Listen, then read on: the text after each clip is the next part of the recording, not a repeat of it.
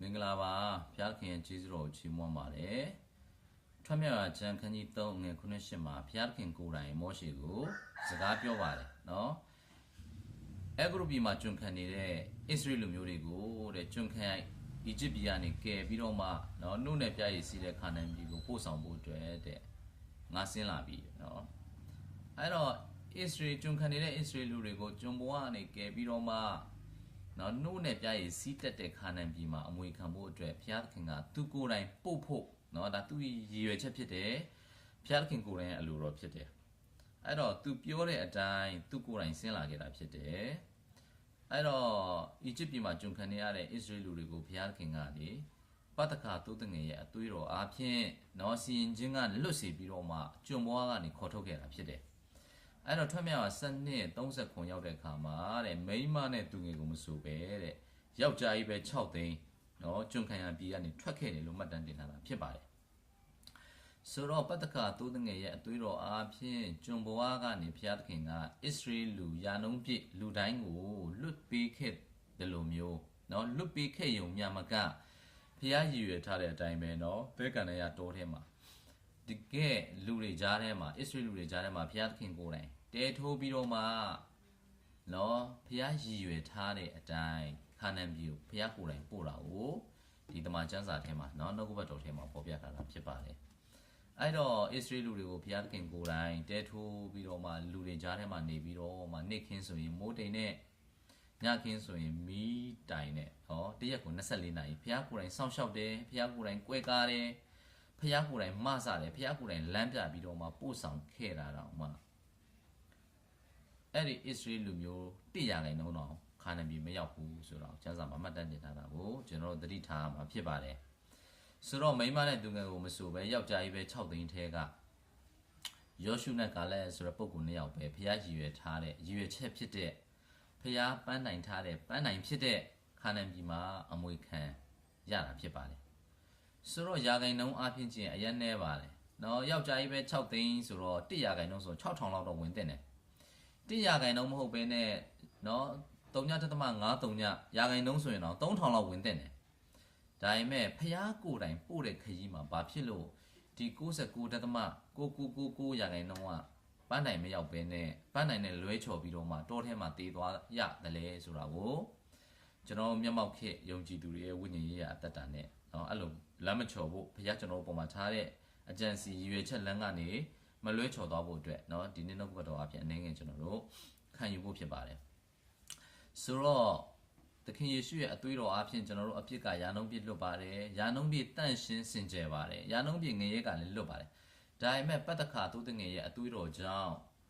ကျွန်ဘဝလွတ်ခဲ့တဲ့အစ္စရေးလူမျိုး6သိန်းလုံးကခါနန်မဝင်ရပါဘူးเนาะအသွေးတော်ကြောင့်မဝင်ရပါဘူးအဲ့ဒါကိုကျွန်တော်နံပါတ်1သတိထားဖို့ဖြစ်တယ်လို့เนาะဖခင်သခင်ကမတတ်နိုင်လို့လည်းမဟုတ်ပါဘူးစေတနာမရှိလို့လည်းမဟုတ်ပါဘူးမကယ်ခင်တဲ့ဟိုကခါနန်ပြည်မှာအမွေခံဖို့အထိဘုရားသခင်ကိုယ်တိုင်ရည်ရွယ်ချက်ရှိတယ်ဆိုတာကိုမောရှေကိုထွက်မြောက်ခန်းကြီး3အငယ်9မှာပြောပြီးသားဖြစ်ပါတယ်အဲ့တော့ဘုရားကိုယ်တိုင်ပို့ဆောင်တဲ့ခရီးစဉ်မှာသူတို့ဘာကြောင့်မရောက်လဲဆိုတော့ခါနန်ပြည်နေဆက်ရောက်တဲ့အခါမှာဘုရားသခင်ကဝင်သိမ်းတော့လို့ခွင့်ပြုတဲ့အခါမှာနော်အဲ့ဒီခါနန်ပြည်ကိုအစ္စရေး12ယောက်ကတရှိုသွားတယ်နော်လူမျိုး12မျိုးကိုစား12ယောက်ကတရှိုသွားပြီးပြန်လာတဲ့အခါမှာ10ယောက်ကနော်သူတို့ရဲ့အမြင်ကိုတင်ပြတယ်အာနကလူတွေကခန္ဓာကိုယ်အရန်ကြီးတယ်ကျွန်တော်ဣသရေလလူတွေကသူတို့ရှေ့မှာတဲ့နှံကောင်ကဲ့သို့ဖြစ်တယ်ကျိုင်းကောင်ကဲ့သို့ဖြစ်တယ်အဲ့ဒါကြောင့်မို့စစ်တိုက်ရင်မနိုင်ဘူးနော်ဘာကြောင့်လဲဆိုတော့သူတို့မျက်လုံးနဲ့မြင်ခဲ့ရတယ်သူတို့အုံနောက်အားဖြင့်ဆိုရင်လေတကယ်တမ်းအမှန်တရားရဆိုရင်အင်အားချင်းမမျှတဲ့အတွက်တိုက်ရင်မနိုင်ဘူးလို့သူတို့ရဲ့အသိဉာဏ်ပုံမှာစိတ်ချပြီးတော့မှမဝင်ဖို့ဆုံးဖြတ်လိုက်တာဖြစ်ပါအဲ့တော့ယောရှုနဲ့ကာလကကြတော့ချက်ချင်းပြောတယ်နော်သူတို့ကငါတို့အထက်အကောင်ကြီးတာမှန်တယ်ခွန်အားကြီးတာမှန်တယ်အင်အားများတာမှန်ပေမဲ့တဲ့သူတို့ဘက်မှာအမိတကယ်မရှိဘူးတဲ့ငါတို့ဘက်မှာကြတော့နော်အမိတကယ်ရှိတယ်နော်ငါတို့ကိုနော်စပားဆိုင်စရာမလိုဘဲနဲ့ကောင်းငင်အသက်မုတ်ကိုနေ့တိုင်းကျွေးတဲ့ဘုရားရှိတယ်ရေရင်းတူးစရာမလိုဘဲနဲ့ကြောက်ခဲထဲကနေပြီးတော့မှအသက်ရထွက်စေတဲ့ဘုရားရှိပါတယ်တဲ့အဲ့ဒါကြောင့်မို့ဒီလူတွေကိုလည်းငါတို့ဘက်မှာစစ်ကူတိုက်ပေးမဲ့ဘုရားရှိတဲ့အတွက်ငါတို့ကြောက်စရာမလိုဘူးအောင်နိုင်ကောင်းတယ်ဆိုပြီးတော့ဝင်ဖို့ဆုံးဖြတ်တာဖြစ်ပါတယ်အဲ့တော့ Israel တစ်မျိုးလုံးကမဝင်ဖို့ဆုံးဖြတ်ပေမဲ့ ယောရှုနဲ့ကာလက်ဖြစ်တဲ့နှစ်ယောက်ကဝင်ဖို့ဆုံးဖြတ်တဲ့အတွက်သူတို့ရဲ့ personal ဆုံးဖြတ်ချက်ကိုเนาะသူတို့ရဲ့ကိုယ်တိုင်ဆုံးဖြတ်ချက်အပေါ်ကိုဘုရားသခင်ကအတည်ပြုပေးတာဖြစ်ပါတယ်အဲ့တော့ကဘာဥမာထဲကဘုရားသခင်ကလူကိုဖန်ဆင်းတဲ့အခါမှာလူရဲ့ဆုံးဖြတ်ချက်လူရဲ့ရွေးချယ်မှုကိုဘုရားကယာနှုံးပြည့်တံမိုးထားတယ်လေးစားတယ်ခွင့်လွှတ်တယ်သဘောတူတယ်လွတ်လပ်ခွင့်ပေးတာဖြစ်ပါတယ်အာဒံကိုတောင်ဘုရားသခင်ကကောင်းမကောင်းသိကျွမ်းအပင်အသီးကိုမစားနဲ့စားတဲ့နေ့မှာဧကန်အမှန်သေးမယ်လို့တတိပေးထားတာဖြစ်ပါတယ်တကယ်စားဖို့မစားဖို့ဆုံးဖြတ်ရမှာကတော့ဘုရားသခင်မဟုတ်ပါဘူးအာဒံဖြစ်ပါတယ်အဲ့တော့အာဒံကအသီးကိုစားတဲ့အချိန်မှာဘုရားသခင်ကအိပ်ပျော်နေတာမဟုတ်ပါဘူးဘုရားမတွေ့တာမဟုတ်ပါဘူးဘုရားပုတ်ချလိုက်လို့ရပါတယ်ဒါပေမဲ့ဘုရားသခင်ကအာဒံရဲ့ဆုံးဖြတ်ချက်ကိုယာနှုံးပြည့်လေးစားတာဖြစ်ပါတယ်ယာနှုံးပြည့်သဘောတူပေးတာဖြစ်ပါတယ်အဲ့ဒါကြောင့်မို့ဒီခါနန်ပြည်ကိုမဝင်တဲ့ဣသရေလလူမျိုးတွေကသူတို့ရဲ့ဆုံးဖြတ်ချက်ကြောင့်မဝင်ရဘူးဆိုတာကိုကျွန်တော်တို့နားလည်ဖို့ဖြစ်တယ်လို့ခါနန်ပြည်မှာအာနကတွေရှိမှငါတို့ကနှံကောင်ကဲ့သို့ဖြစ်တဲ့အာနကတွေကိုတိုက်ရင်ငါတို့မနိုင်ဘူးဆိုတဲ့ငါတို့မဝင်ဘူးဆိုတဲ့သူတို့ရဲ့ဆုံးဖြတ်ချက်အတိုင်းဘုရားသခင်ကခွင့်ပြုပေးရတာဖြစ်ပါတယ်အဲ့တော့ခါနန်ပြည်ကိုမဝင်ဖို့ဆုံးဖြတ်တဲ့ဣသရေလလူတွေကိုဘုရားကအနောက်ကနော်ခြေထောက်နဲ့ကန်ပြီးတော့လည်းမသွင်းသလိုအတင်းပဲအင်ကြီးစားကိုဆွဲပြီးတော့လည်းခါနန်ပြည်ကိုမဆောင်သွင်းပါဘူးလူရဲ့ဆုံးဖြတ်ချက်ကို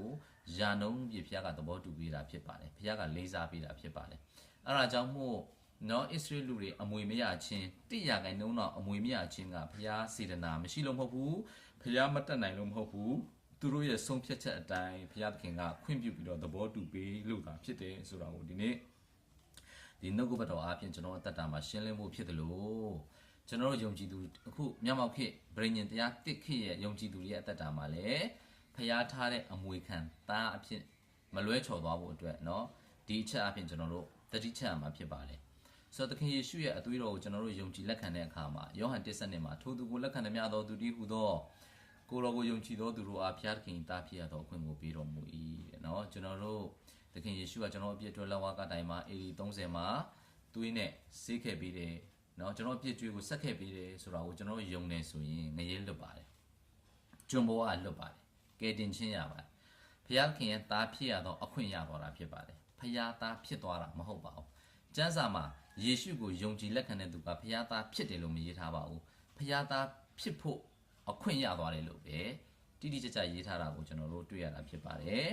်ဖျားသားဖြစ်သွားတဲ့เนาะတမန်ကျမ်းစာမှာဖော်ပြထားတဲ့နှုတ်ကပတ်တော်ကတော့ယောမ84ရောက်တဲ့အခါမှာဖျားသခင်ဝိညာဉ်တော်ဆုံးမပဲ့ပြင်တော်မူသမျှသောသူတို့သည်ဖျားသခင်သားဖြစ်ကြ၏တဲ့အငယ်16ရောက်တဲ့အခါမှာသားမှန်လင်အမွေခံလို့ရေးထားတာဖြစ်ပါတယ်အာမင်ဆိုတော့ကျွန်တော်တို့ကယေရှုကိုယုံလို့ဖျားသားဖြစ်ခွင့်ရသွားတာဖြစ်တယ်ဖျားသားဖြစ်ခွင့်နဲ့ဖျားသားဖြစ်သွားတဲ့အလယ်မှာအဆင့်တစ်ဆင့်ရှိသေးတယ်ဆိုတာကိုကျွန်တော်ဒီနေ့နှုတ်ကပတ်တော်အပြင်အလင်းငယ်ထပ်မံပြီးတော့ခံယူဖို့ဖြစ်ပါတယ်ဆိုတော့သခင်ယေရှုကကျွန်တော်တို့အပြည့်အတွက်လက်ဝါးကတိုင်မှာအသွေးသွင်းပေးတာကိုကျွန်တော်တို့ယုံနေဆိုရင်အဲ့ဒီဧဝံဂေလိသတင်းစကားကိုကျွန်တော်တို့သဘောတူတယ်ယုံကြည်လက်ခံလိုက်တယ်ဆိုရင်တဲ့တန်ရှင်သောဝိညာဉ်တော်ကျွန်တော်တို့တစိမ့်ခတ်တယ်လို့ပြောတယ်နော်ဧဖက်1:3မှာတစိမ့်ခတ်တယ်လို့ပြောတယ်ဧဖက်1:14ရောက်တဲ့အခါမှာကျွန်တော်တို့ကိုနော်အမွေခံသားအရွယ်အထိကြက်ပြည့်ရင့်ကျက်တဲ့နော်ခရစ်တော်ရဲ့ပြည့်စုံခြင်းပမာဏအရက်အထိပို့ဖို့အတွက်တန်ရှင်သောဝိညာဉ်တော်ကိုဆင်ယံအနေနဲ့ကျွန်တော်တို့ထဲကိုထည့်ထားပေးတယ်လို့ပြောတာဖြစ်ပါတယ်အဲ့တော့ကျွန်တော်တို့ကယေရှုကိုယုံတာနဲ့ဖျားသားတန်းဖြစ်သွားတာမဟုတ်ပါဘူးအမွေခ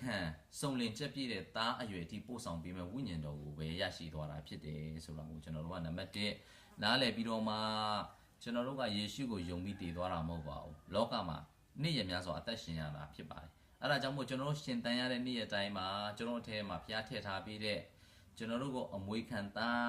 းဖြစ်ဖို့အထိခရစ်တော်ရဲ့စုံလင်ချက်ပြည့်တဲ့အရွယ်အထိပို့ဆောင်ပေးမဲ့တန်ရှင်သောဝိညာဉ်တော်ဖျားရဲ့နော်ပဲ့ပြင်ခြင်းလမ်းပြခြင်းတွင်တင်ခြင်းဆွဲခေါ်ခြင်းဖြည့်ပေးခြင်းကိုဝန်ခံတဲ့သူကပဲတဲ့သဘောတူတဲ့သူကပဲရွေးချယ်တဲ့သူကပဲစုံလင်ချက်ပြည့်ရင့်ကျက်တဲ့အမွေခံတဲ့သားဖြစ်တယ်လို့ကျမ်းစာကမှတ်တမ်းတင်တာဖြစ်ပါတယ်အဲ့ဒါကြောင့်မို့ယောဟန်1:7နဲ့ယောမ84ကမတူပါဘူးเนาะသားဖြစ်ခွင့်နဲ့သားဖြစ်သွားတဲ့အရွယ်ကြားထဲမှာဝိညာဉ်တော်ကိုကျွန်တော်တို့ကိုတစိမ့်ခတ်ထားတယ်ပို့ဆောင်ပေးဖို့အတွက်စင်ရံအနေနဲ့ပေးထားတယ်ဆိုတာကိုနှုတ်ကပတ်တော်ကဧဖက်1:3-4မှာတိတိကျကျပေါ်ပြတာဖြစ်ပါတယ်အဲ့တော့ကျွန်တော်တို့ကအသွေးတော်ကြောင့်ငရဲကယာနှုံးပြည့်လွတ်ပါတယ်အသွေးတော်ကြောင့်အပြစ်ကနေယာနှုံးပြည့်လွတ်တယ်ဆိုပေမဲ့တရက်ကြရင်အနာဂတ်နှစ်1000မှာရောထာဝရကာလမှာရောယေရုရှလင်မြို့သစ်ထဲမှာရောဖျားရည်ရွယ်ထားတဲ့ဖ ယားကြံစီထားတဲ့နော်အမွေခံသားဖြစ်ဖို့အတွက်ကတော့ကျွန်တော်တို့ရဲ့ရွေးချယ်မှုနဲ့ဆိုင်ပါတယ်အဲ့တော့ကျွန်တော်ဒီလောကမှာတက်ရှင်တဲ့အခါမှာကျွန်တော်ရွေးချယ်ဖို့တစ်ခုပဲဖြစ်ပါတယ်ကျွန်တော်ယုံကြည်သူထဲမှာဖျားထည့်ထားပြီးတဲ့တန်ရှင်တော်ဝိညာဉ်တော်ဖျားရဲ့အုပ်စိုးခြင်းတုံသင်ခြင်းလမ်းပြခြင်းဆွဲခေါ်ခြင်းပုံသွင်းပေးခြင်းဖြည့်ပေးခြင်းကိုအထက်ကဝိညာဉ်တော်ကျွန်တော်အသက်တာထဲမှာဥဆောင်ပေးခြင်းကိုကျွန်တော်သဘောတူရွေးချယ်တဲ့သူကပဲဖျားသားဖြစ်မှာဖြစ်တယ်ဖျားသားဖြစ်သွားပြီဆိုရင်တော့ကျွန်တော်တို့ကထာဝရမပုတ်နိုင်မပြည့်စည်နိုင်တဲ့အမွေခံတဲ့နော်အမွေခံသားတွေဖြစ်မယ်ဆိုတဲ့အကြောင်းကိုဒီနေ့နှုတ်ကပတ်တော်လေးအားဖြင့်เนาะကျွန်တော်အနေငယ်စီးစင်းပါတယ်အဲ့တော့ဖျားသခင်ကိုယ်တိုင်ရည်ရွယ်ပြီးတော့အမွေရစီခြင်းလို့ဣသရေလလူမျိုးတွေကိုဖျားကိုယ်တိုင်ပို့လာတော့မှ100%တော့အမွေမရဘူးဆိုတာကကျွန်တော်တို့အတွက်ဆင်ခြင်ရမှာဖြစ်ပါတယ်သတိထားမှာဖြစ်ပါတယ်အဲ့လိုပဲအခုမျက်မှောက်ခေကျွန်တော်ယုံကြည်သူတွေရဲ့အသက်တာမှာ